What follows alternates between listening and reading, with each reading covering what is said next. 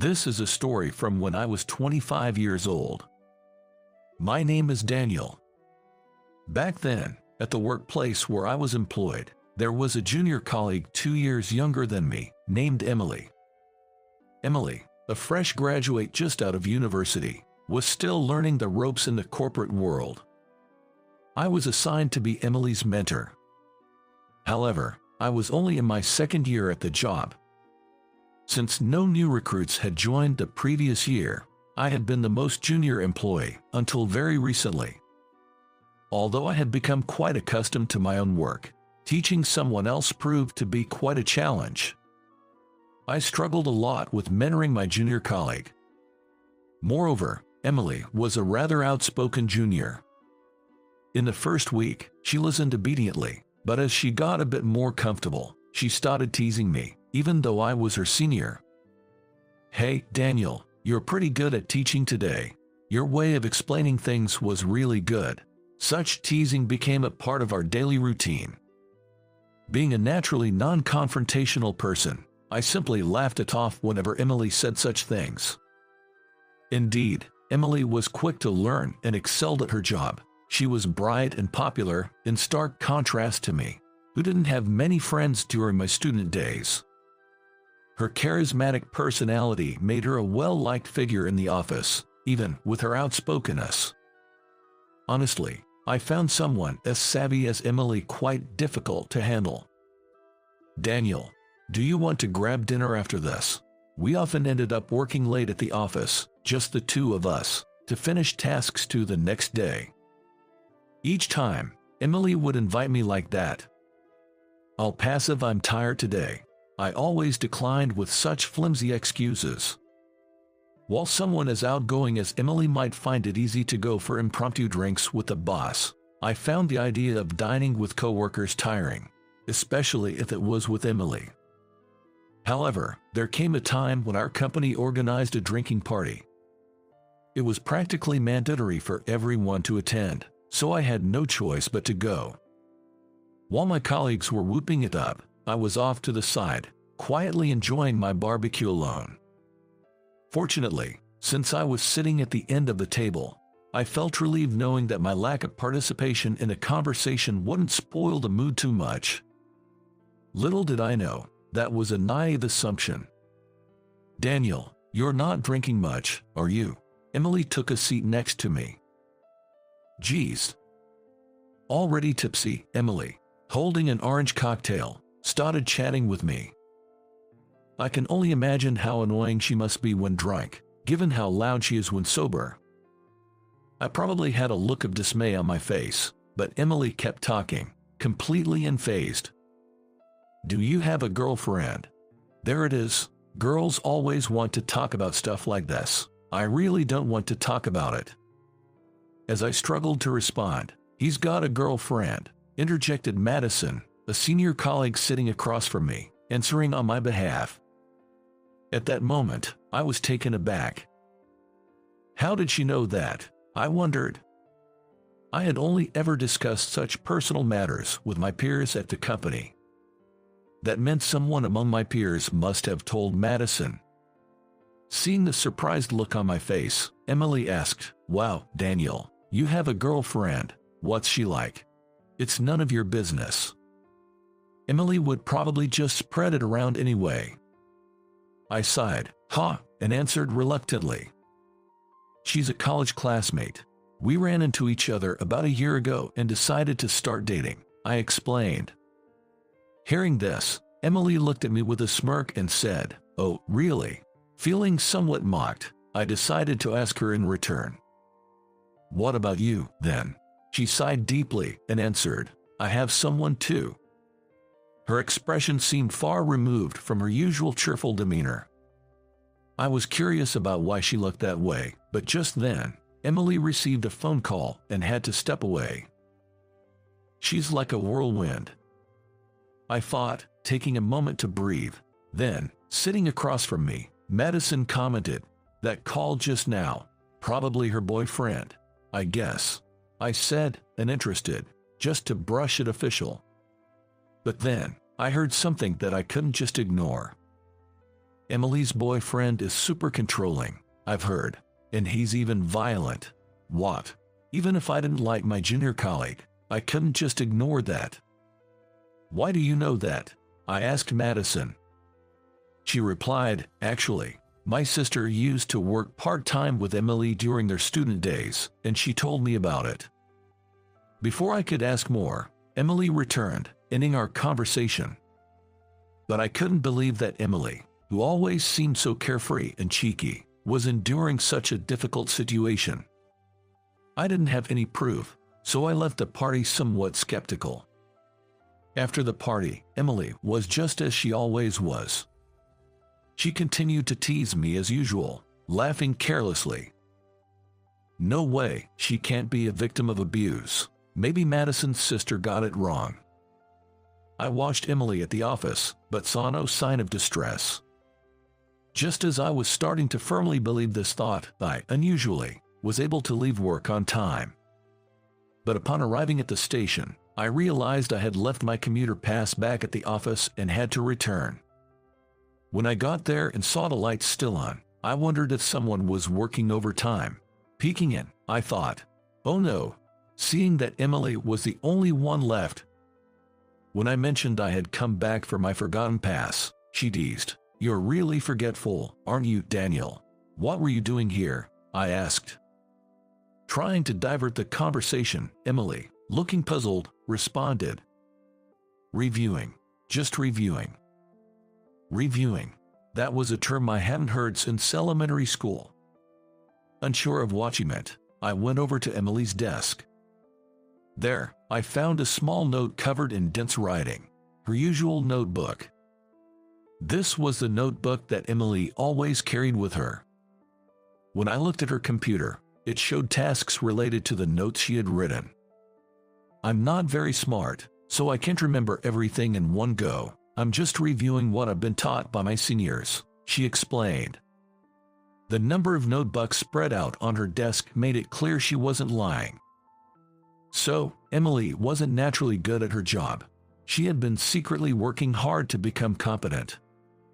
And there I was, unfairly assuming she was just flaunting her abilities. Suddenly, I felt sorry for how I had thought of her. "So, do you think I'm cute and admirable now?" Emily asked, laughing. Despite everything, she still managed to irk me a bit. "There's no way that's true," I blurted out, getting a bit heated.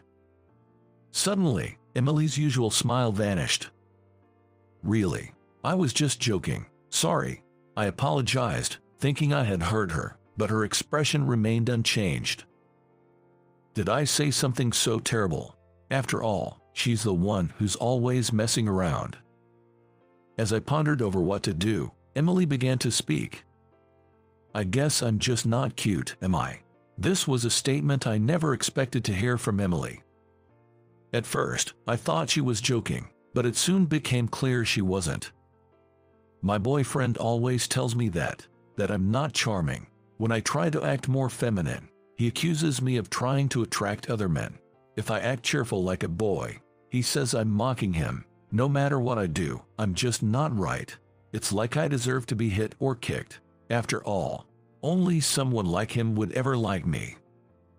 Emily spoke these words dispassionately, as if something inside her had snapped. This isn't the Emily I know, and the abuse, it's real. My mind was spinning, and I couldn't find the words to say. People say birds of a feather flock together, right? Having an abusive boyfriend means I'm a terrible person too. Her words echoed in the quiet office, just the two of us. I wanted to say something, but nothing came to mind. Codependency, right? I had heard that even in a relationship that others might view as toxic, the people involved feel needed and can't leave. Anything I could say seemed hollow, as I wasn't the one in the situation. Sensing my confusion, Emily forced a laugh and said, "Just kidding," and began tidying her desk. A part of me felt relieved at her words, but I quickly realized it was a lie. I thought I saw Emily's hands tremble as she put away her notes. I stopped overthinking. I decided to speak my mind right then and there. That's what I thought. Isn't that your way of sending an SOS? You told me because you want help, right? Stop lying to yourself and pretending not to see it. As I spoke, Emily's movements halted completely. She looked down and asked, pretending not to see. That's right.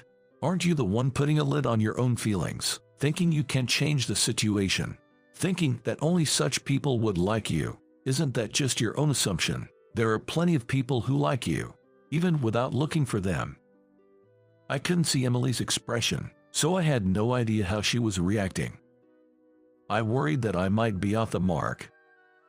But at that moment, my concern for Emily outweighed my anxiety. You too. Caught up in my thoughts, I was taken aback by her unexpected question.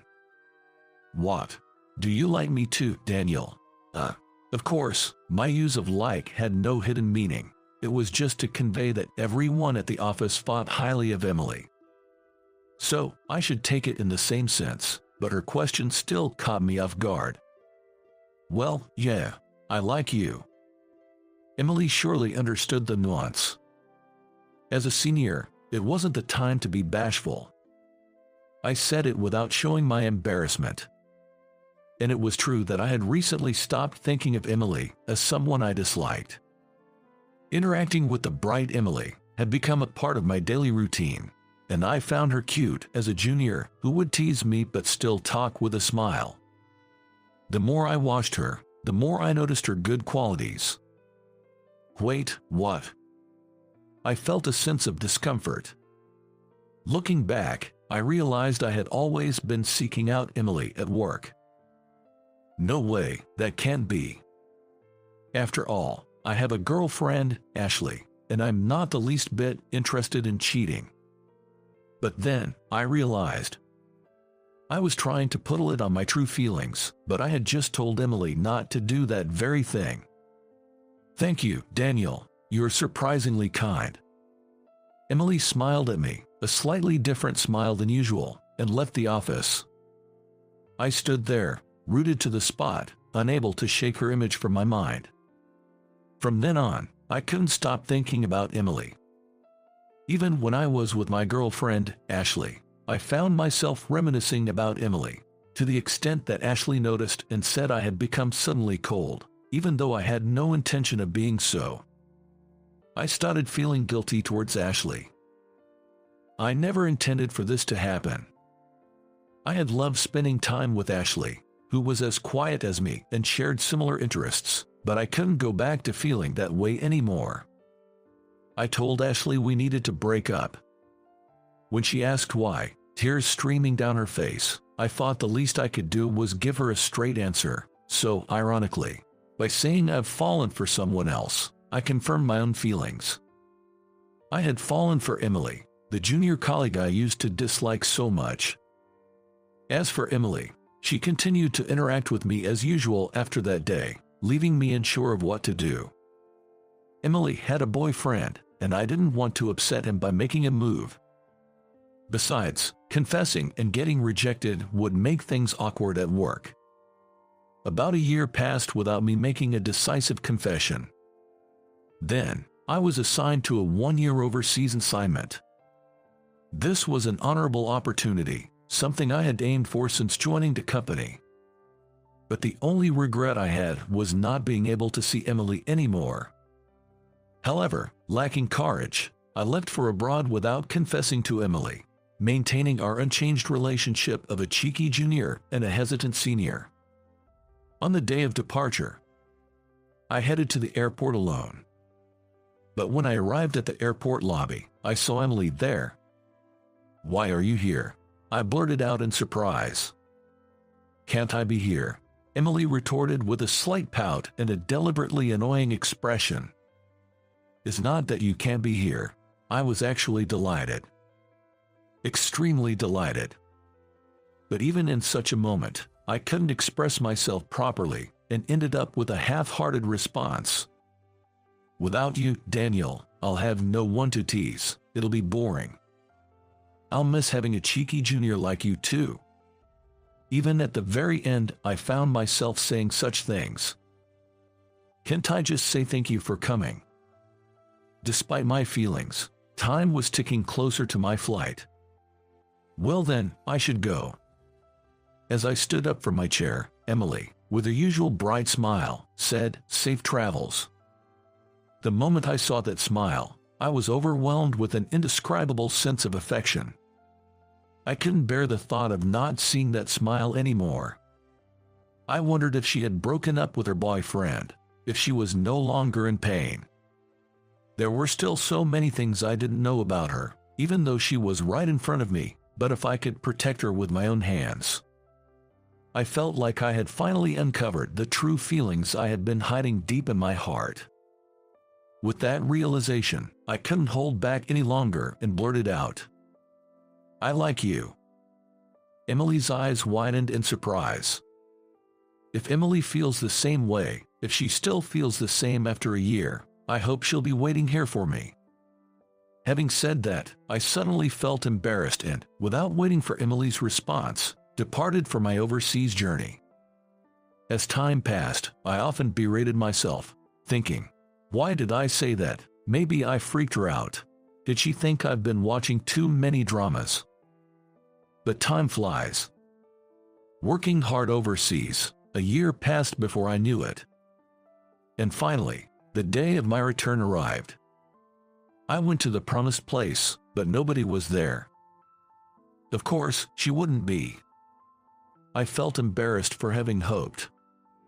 Just as I was about to head home alone with that thought in mind, "Daniel," I heard a familiar voice calling from behind. Turning around, there was Emily. Her shoulder-length bob had grown to collarbone length, giving her a more mature appearance. I was surprised at how my heart raced. Unable to speak due to a mix of emotions, Emily teasingly asked, "Did you think I wouldn't come?" I nodded honestly. "I like you too, Daniel. Probably even before you did. So, the moment you said those words, I decided to be here today." Emily's smile was the same one I had found so endearing that day, and I felt tears of relief welling up, knowing I was back and our feelings had connected. Emily, as usual, laughed and teased me even as I cried, but I had come to find even those moments blissful. It seems I've completely fallen for her. While I was abroad, Emily had confronted her feelings and broken up with her boyfriend.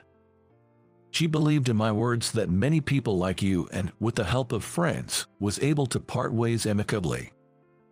Emily often thanks me for those words I struggled to say, but it's her brightness and straightforwardness that have been saving me every day.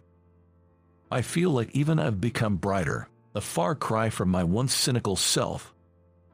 It's an incredible gift in return. Being so different, perhaps it's our contrasting traits that draw us together, leading to happy days. The day Emily bravely opened up to me. The coincidence of me returning for something I had forgotten. And tracing it all back, the fact that we joined the same company. All these encounters have shaped us into who we are today. Despite the pain and hurt along the way, my wish to make Emily happy is more certain than ever. 2 years have passed since then, and today is our wedding day. And now, we're about to become husband and wife. Alright, everyone's presentations are done. Nick, the manager, said as he tried to move the discussion forward. Excuse me, I haven't. I recently found out something. Nick interrupted me and began to speak. There's apparently someone in this department who didn't graduate high school and is just a part-timer. Meetings should be for employees only. Absolutely right. His lackey, Mike, of course, agreed with Nick. I'm leaving. After leaving the meeting room, I started to shut down my computer. I noticed that an email had arrived, not in my personal inbox, but in the company's shared email. Thinking, there's no point in speaking up, no one will listen, I went home quietly. The next day, I heard a commotion from Nick's desk. He was staring at his computer screen, his face pale. Nick! Is something wrong? Mike looked at the screen with him.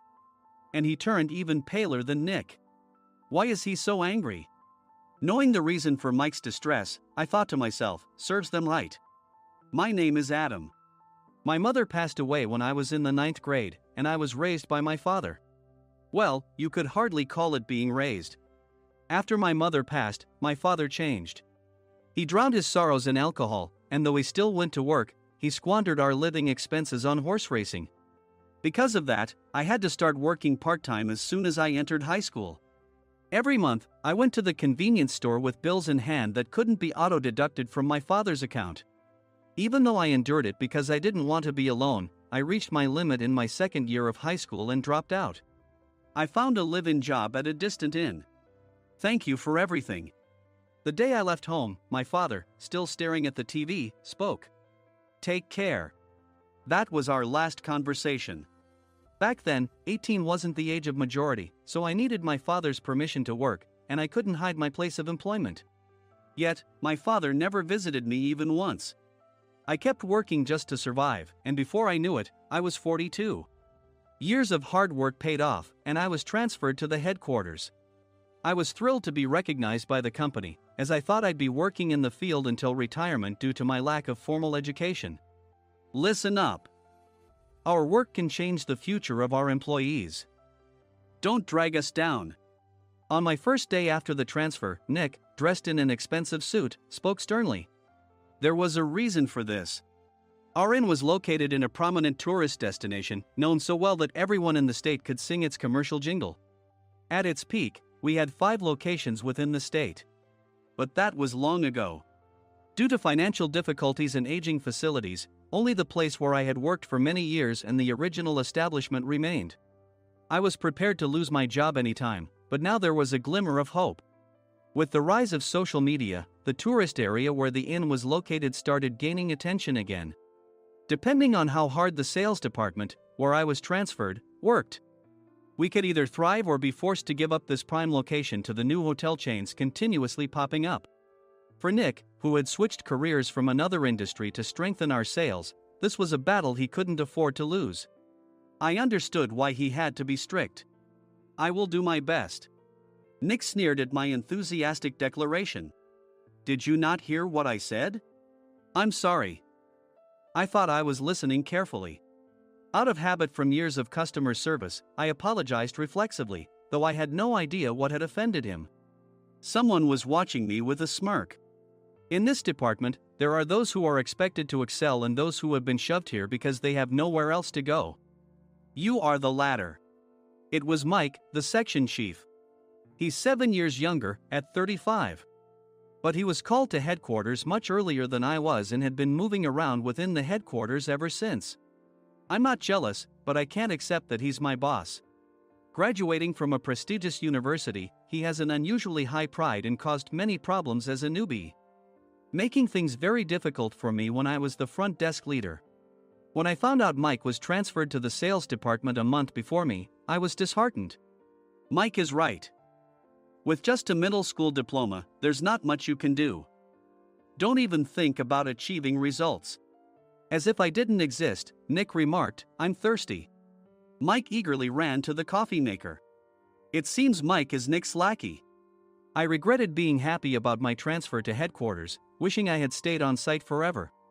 Send a direct mail to every company on this list by the end of the day. Nick only assigned me tasks that even a new graduate could handle. What? There are over 1,000 companies. You want me to send to all of them by today? Yes, if you and your fellow misfits split the work, even those with nowhere else to go should finish by today. I glanced at the employees typing away expressionlessly. They were worn out from customer service, only thinking about leaving on time, or were women reassigned after having children, with zero motivation for work. Even Sam, a new graduate from the same university as Mike, who was supposed to be among the expected achievers, had no enthusiasm for the job, having joined the company wanting to do customer service. I don't care what they say, I plan to quit anytime, he said. Only Nick and Mike were highly motivated, making all the decisions between the two of them.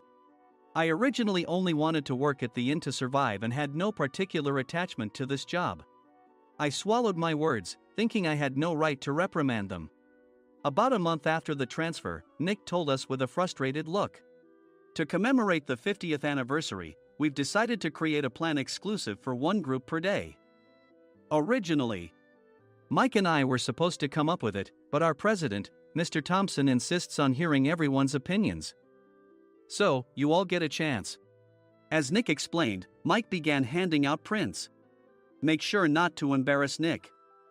If your ideas are half-baked, you'll have to redo them. It seemed that they had printed his handwritten notes by Mr. Thompson, which included several questions and a section for free responses. It made sense why Nick had to seek our input, given that all responses had to be submitted to Mr. Thompson. We were given a week to think about it, and a meeting was scheduled to compile our ideas. My plan is to let guests enjoy both the old and modern America. Nick began the presentations. Guests would watch a master confectioner at a nearby traditional sweet shop make sweets in front of them. The welcome drink would be premium tea in a bottle. Nick's plan was certainly attractive. After his presentation, Nick called on us to present in the order we were seated. Just as I stood up for my turn. All right, everyone's presentations are done. Excuse me, I haven't. I recently found out something. Nick interrupted me. There's someone in this department who didn't graduate high school and is just a part-timer. He was likely talking about me. I joined the company as a part-timer and was made a full-time employee when I turned 20. That was 20 years ago, so Nick and Mike probably had no chance to know until recently. Meetings should be for employees only. Absolutely right. After that, Nick kept creating opportunities to solicit everyone's opinions, purposefully excluding me from speaking. The meeting unexpectedly heated up and went past the scheduled end time. A few people asked to leave, and the discussion continued with the remaining few. Still here? Normally, you'd leave in that situation. Though I had no attachment to the job initially, hearing kind words from customers made me want to make them happier. For someone like me, with nowhere to go, the inn was my home and customer service was my life. I felt pathetic about my current self. I'm leaving. I left the conference room and started shutting down my computer. I noticed an email had arrived, not in my personal inbox, but in the company's shared email. Thinking no one would listen to what I had to say anyway, I quietly went home. The next day, while preparing the DM as instructed, I heard a commotion from Nick's desk. In his haste to stand up, he hit his knee on the desk. He stared at his computer screen, his face pale. Nick! What's wrong? Mike, thinking he should be the first to rush over, approached Nick while still wearing his coat. He peered at the screen with Nick. And he turned even paler than Nick. Why is he so angry? Who is responsible for this company? Nick, more irritated than ever, asked, and Mike answered without checking. Probably Sam. Sam wasn't there because he was attending a morning training session for new hires. Nick gave up on getting angry and returned his gaze to the screen. They were looking at an email that arrived right after the end of the working day yesterday. Apparently, no one, including me, had checked it before leaving. The email was from a large company that used us for their annual employee trips. The president and executives of that company also frequently used our services personally. President of the company, Mr. Mason himself, had declared that neither he nor his company would ever use our services again. Well, some companies cancel their employee trips or stop using our services due to financial struggles. Let's just move on. Mike kept wiping the sweat from his forehead with a handkerchief. Knowing why Mike was so agitated, I quietly watched their interaction. Do you know how much revenue we get from that company? We can find other guests to fill the rooms, but we'll lose the banquet costs, gift shop revenue, rental car fees, and more. Moreover, the gifts were supposed to be prepared by the traditional confectionery shop involved in Nick's proposed plan. If it's known that we incurred such a huge loss at this critical time, Nick's position in the company would be jeopardized. Nick took a deep breath, seemingly trying to calm himself. All right, Mike. Go to New York right now and apologize to Mr. Mason. What? You're coming with me, right? I have urgent work to do. I trust you, which is why I'm entrusting this to you. Please.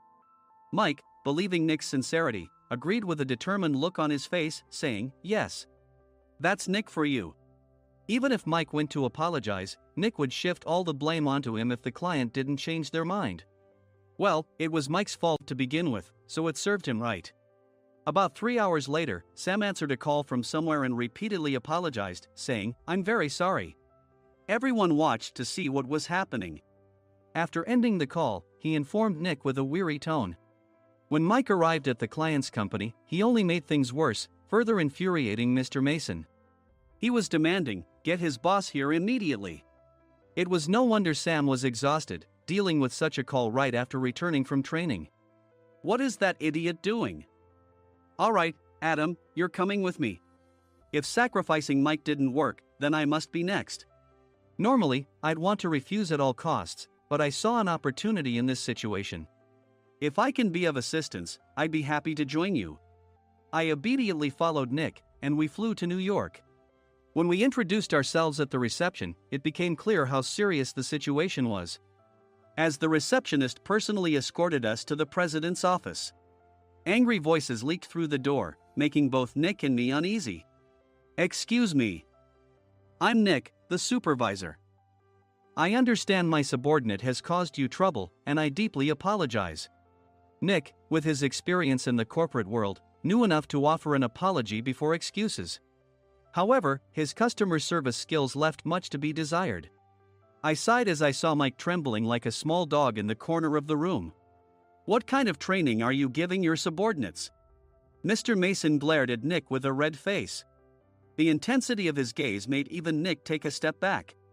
Regrettably, I joined this company only 2 years ago and was unaware of Mike's issues. I should have identified his shortcomings sooner. Indeed, I should have realized sooner. No sensible person would come to apologize and then give a lengthy presentation on the drawbacks of not using their in. Nick froze, his mouth slightly open. Suspecting the worst, I picked up the documents that had fallen to the floor. It seemed Mike hastily prepared these documents on the plane, listing the disadvantages. Disadvantage 1: if you change the venue for the company trip, employees might suspect it's for cost-cutting reasons, leading to a negative impression. Reading it aloud half-jokingly, Nick snatched the papers from my hand and checked the contents with a furious expression.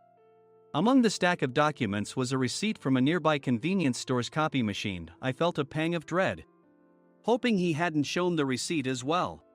What do you think he said when I asked what kind of nerve he had to do this? I'm very sorry." Faced with the dire situation, Nick must have thought there was nothing left to do but apologize.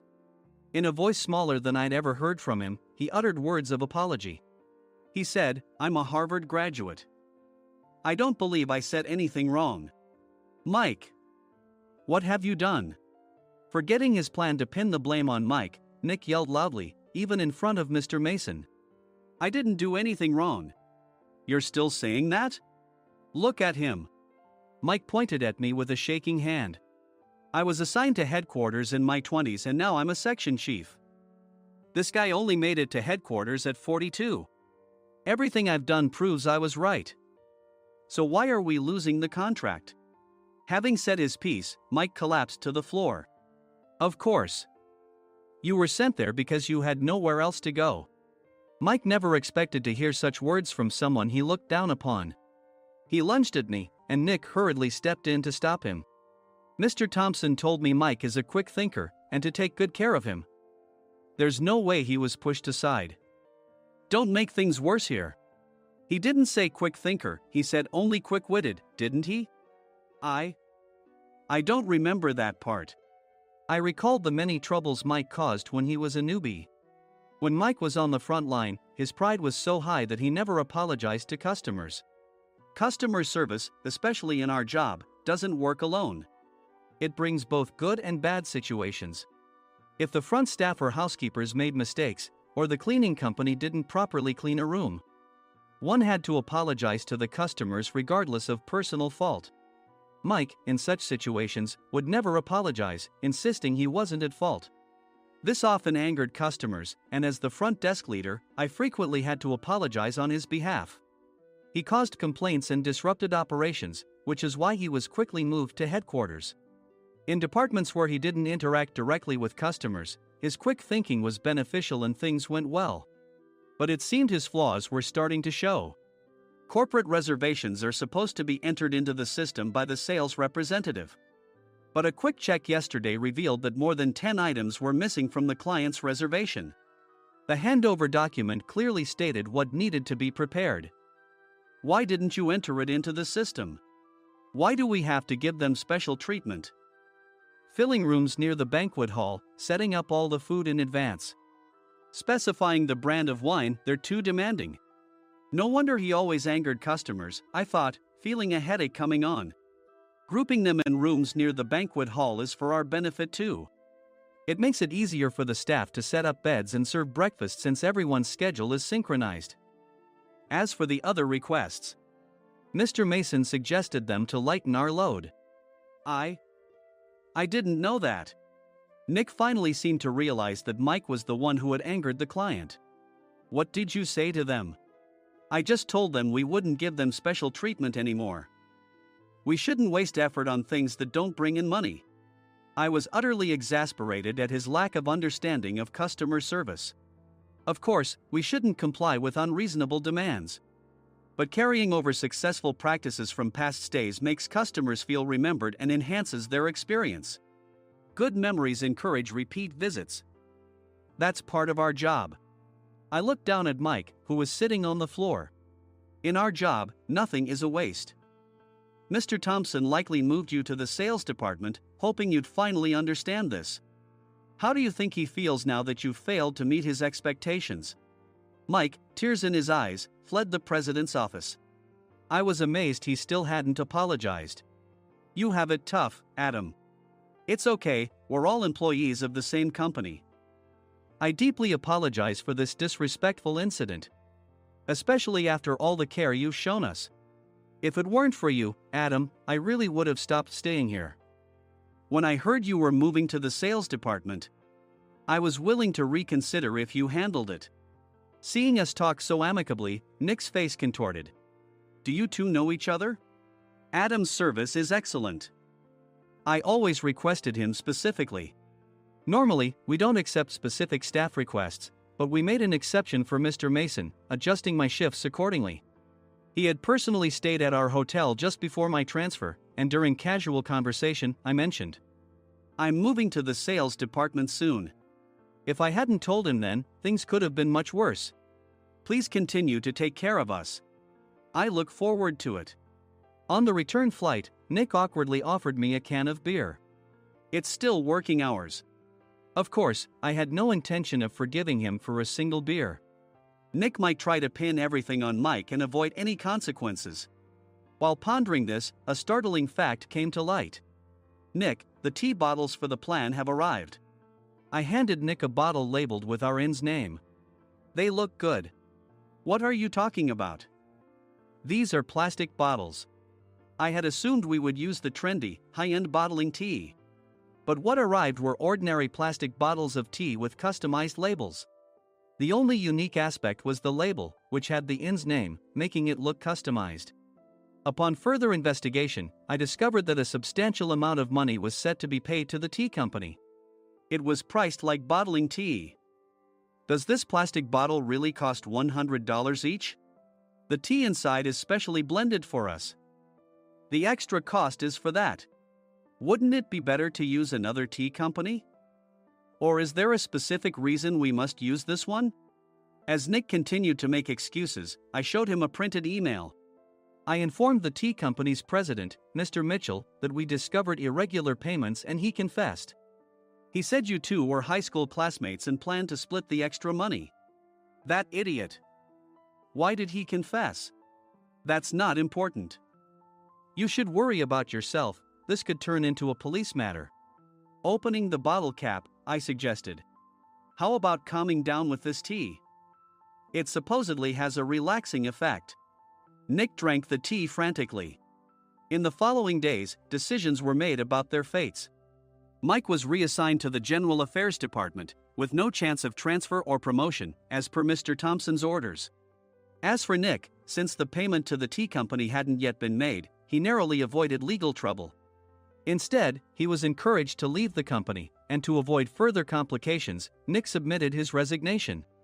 Rumor has it that connections between HR departments have made it difficult for him to find new employment.